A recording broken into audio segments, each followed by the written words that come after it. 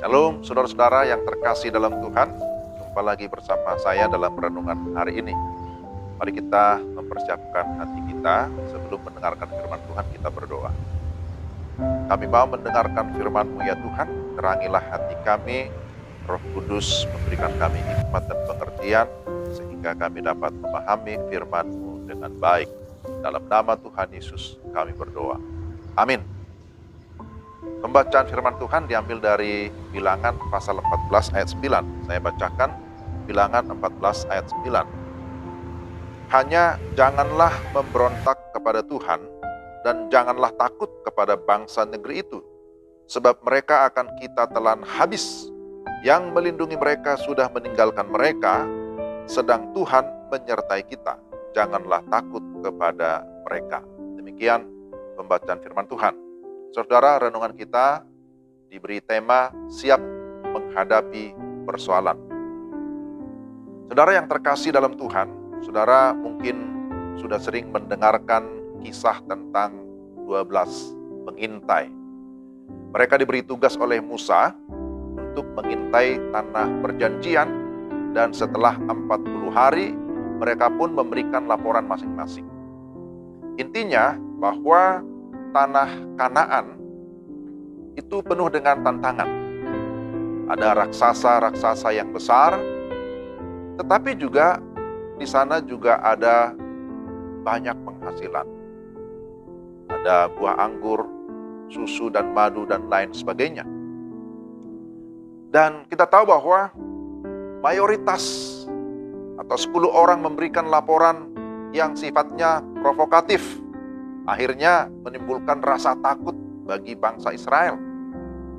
Dan akibatnya bangsa Israel pun memberontak kepada Tuhan dan juga kepada Musa.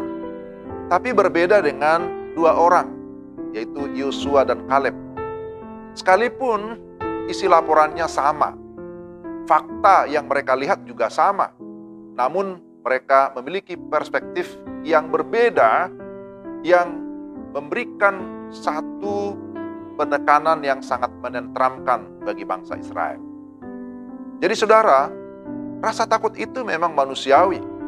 Tetapi kalau rasa takut menguasai kita sementara kita berada bersama dengan Tuhan, nah saya kira itu terlalu gitu ya.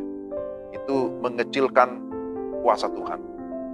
Lalu bagaimana manusia dapat menghadapi persoalan atau melihat persoalan? Pertama, ada yang melihatnya sebagai hambatan. Jika melihat persoalan sebagai hambatan, saudara-saudara, maka akibatnya bisa memperlemah atau mengecilkan diri. Lalu berkata, kita ini seperti belalang, seperti 10 pengintai itu.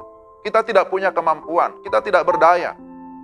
Pada saat yang sama, sebenarnya kita juga sedang meremehkan atau mengecilkan kuasa Tuhan. Karena melihat persoalan itu begitu besar, seperti raksasa yang penuh kuasa. Dan tidak sampai di situ saja, bangsa Israel mulai mempersalahkan pemimpin mereka, mempersalahkan Musa, dan mereka bersungut-sungut memberontak kepada Tuhan. Itu kalau melihat masalah atau persoalan sebagai hambatan. Tapi yang kedua, melihat persoalan sebagai kesempatan. Saya kira ini hal yang harus kita perhatikan.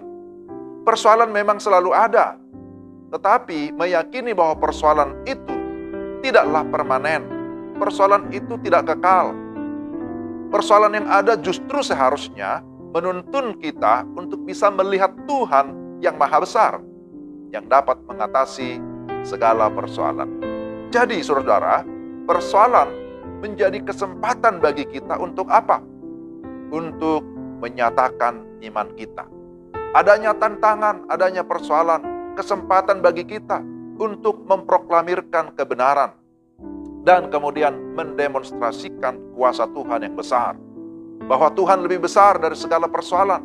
Ya, Tuhan mengizinkan persoalan untuk menguji iman kita. Ya, ketika kita melihat persoalan sebagai kesempatan, maka kita semakin siap menghadapi hal apapun di dalam dunia ini. Hanya, sekali lagi, janganlah kita bersungut-sungut, jangan memberontak kepada Tuhan.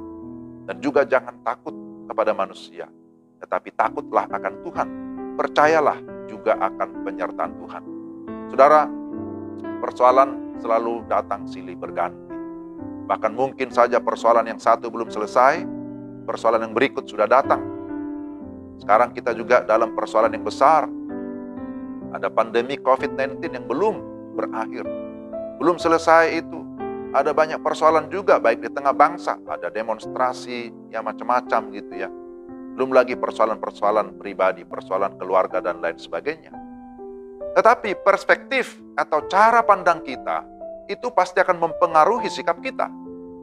Ketika kita tetap mampu melihat Tuhan dalam segala perkara, maka hidup kita akan berkemenangan di dalam iman seperti Yosua dan Kaleb.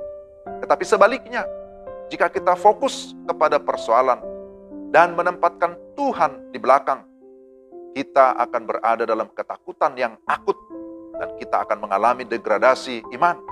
Karena itu, saudara-saudara, persoalan memang ada, tapi sekali lagi, mari kita melihat Tuhan yang lebih besar dibandingkan segala persoalan. Dan persoalan yang ada itu justru semakin menguji iman kita dan kesempatan bagi kita untuk bisa memperlihatkan iman kita di tengah-tengah berbagai tantangan. Mari kita mempersiapkan seluruh hidup kita, saudara-saudara, menghadapi persoalan apapun.